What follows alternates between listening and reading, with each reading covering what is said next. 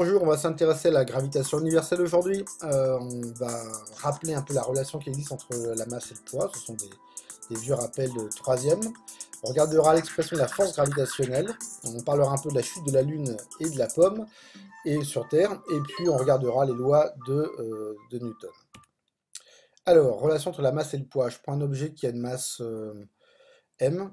C'est donc une balance qui va nous permettre d'avoir sa masse.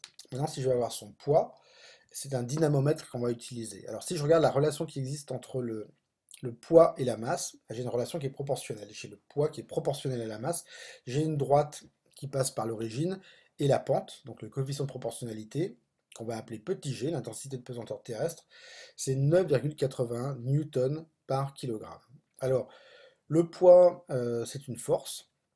Une force, ça s'exprime en newton, c'est aussi un vecteur, hein, il y a une direction, un sens, une valeur, donc la valeur en newton, et le poids sera toujours perpendiculaire par rapport au sol. Alors, on va parler un peu de la force gravitationnelle et de Newton. C'est donc Newton qui a établi les premières lois de la gravitation en regardant les orbites des différentes planètes dans notre système solaire.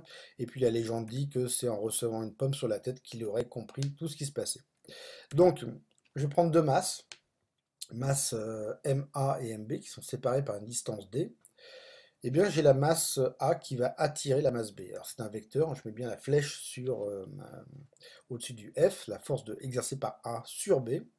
Et puis si je regarde l'expression de la force gravitationnelle, la force A sur B, donc qui avait été établie par Newton, c'est celle-là, c'est G, grand G, multiplié par le produit des masses divisé par la distance au carré. Donc grand G, c'est la constante de gravitation universelle. Alors, au niveau des unités, la force est en newton, la masse ou les masses en kilogrammes et les distances en mètres. Ce qui va être intéressant, c'est que B aussi va attirer la masse A, avec une force qui aura exactement la même valeur, mais par contre qui sera opposée. Donc en fait d'un point de vue vectoriel, la force F de A sur B, c'est moins la force de B sur A. Ça, c'est ce qu'on va appeler la troisième loi de Newton, c'est ce qu'on appelle la loi d'action et de réaction.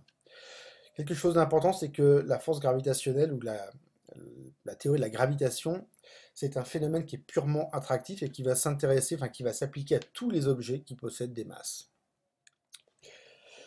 Alors maintenant, on va essayer d'aller un peu plus loin. Je vais prendre la Terre, qui a une masse mt, puis je vais prendre un satellite qui a une masse que j'appelle m, qui est posée sur le sol. Donc on sait que cet objet il a un poids m fois g, petit g.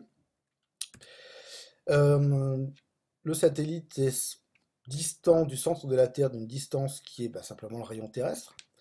Et voilà maintenant l'expression de la force exercée par la Terre sur l'objet. Donc c'est toujours grand G, cette constante, multipliée par le produit des masses, divisé par la distance qui sépare l'objet du centre de la Terre, c'est-à-dire le rayon terrestre au carré. Mais le poids et la force gravitationnelle, c'est la même chose. Donc si maintenant je veux prendre les expressions du poids et de la force, je vais avoir ces expressions-là. mg est égal à grand G fois le produit des masses, m fois la masse de la Terre, divisé par le rayon terrestre au carré. Et on voit qu'à gauche et à droite, j'ai la masse petit m. Donc je peux la simplifier.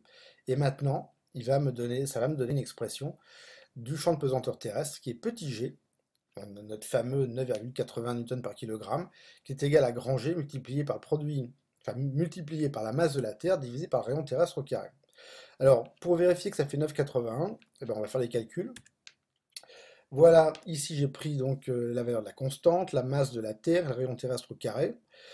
Si on vous donne le rayon terrestre en kilomètres, attention de le convertir, c'est pour ça que ici j'ai un 10 puissance 3 qui apparaît dans ma formule. À la fin, je retrouve bien 9,80 newtons par kilogramme. Alors maintenant, on va prendre un cas un peu différent. On va prendre notre satellite qui a été envoyé dans l'espace et qui se trouve à une altitude, une distance h du sol terrestre. Donc la distance totale entre le centre de la Terre et mon satellite, c'est le rayon terrestre plus l'altitude, la distance h à partir du sol terrestre.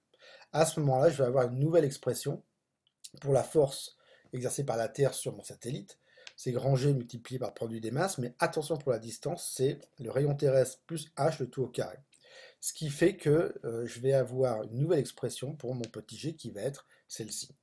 Et ça va être une l'expression un peu générale pour mon champ de pesanteur. Alors, je prends ma pomme, vous allez voir. On va s'intéresser maintenant un peu à la chute d'une pomme, et puis on parlera un peu de la lune. Je prends ma pomme, je la lâche, elle accélère, elle tombe au sol. Elle tombe parce qu'il y a une force, la force exercée par la Terre sur cette pomme. Maintenant, si je m'intéresse à la Lune, la question c'est pourquoi elle tombe pas. Alors la Lune, on sait très bien que dans l'espace, elle a un mouvement parfaitement circulaire. Et on va s'intéresser à ça et essayer de comprendre pourquoi.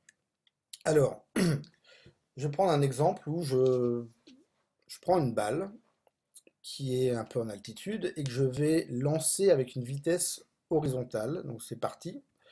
Donc j'ai une vitesse initiale qui est horizontale par rapport au sol, et puis évidemment je vais avoir ma balle qui va tomber. Si maintenant je l'envoie avec une vitesse plus grande, elle va tomber plus loin, mais elle va toujours tomber. Alors pourquoi elle tombe? Et dans ce cas-là, je fais attention au fait que je ne tiens pas compte des frottements de l'air. La seule force qui va s'appliquer sur la balle, à chaque fois, c'est le poids. Et le poids est toujours perpendiculaire par rapport au sol. Donc en fait, la Terre va attirer la balle qui va forcément retomber. Ça, c'est ce qu'on appelle une trajectoire parabolique. Alors maintenant, si j'avais envoyé la balle vers le haut, ben, j'aurais une trajectoire qui, elle aussi, serait parabolique. Alors maintenant, on pourrait se dire, mais qu'est-ce qui se passe si j'envoie un boulet de canon, par exemple, avec des vitesses toujours de plus en plus grandes? À chaque fois, de toute façon, le boulet de canon retombera sur Terre. Mais si je l'envoie extrêmement fort, à une très grande vitesse, à ce moment-là, qu'est-ce qu'on peut avoir? On peut avoir le boulet de canon qui va se mettre sur orbite. Et c'est ce qui va se passer avec la Lune. En fait, la Lune est soumise à l'attraction terrestre, donc c'est la force exercée par la Terre sur la Lune, mais la Lune a une vitesse horizontale qui l'empêche de retomber sur Terre. Alors maintenant, on pourrait se poser la question, mais qu'est-ce qui se passe s'il n'y avait pas la Terre? Ben, s'il n'y avait pas la Terre, il n'y a plus de force gravitationnelle. Alors, ben, voilà, question, qu'est-ce que ferait la Lune? Qu'est-ce qui pourrait lui arriver? Alors ça va nous obliger, enfin ça va nous permettre de pouvoir nous intéresser un peu aux lois de Newton. La première loi de Newton, c'est ce qu'on appelle le principe d'inertie.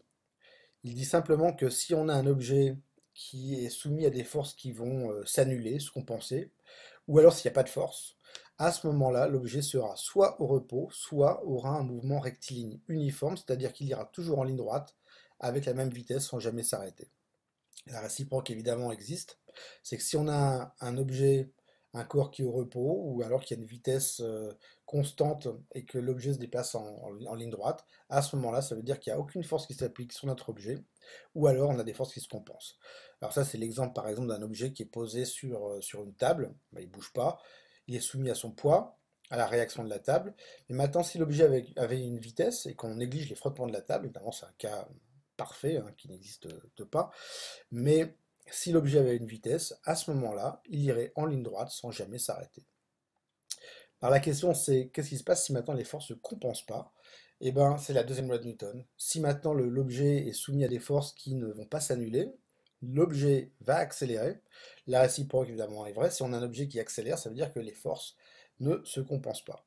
Alors ça c'est un peu ce qu'on va voir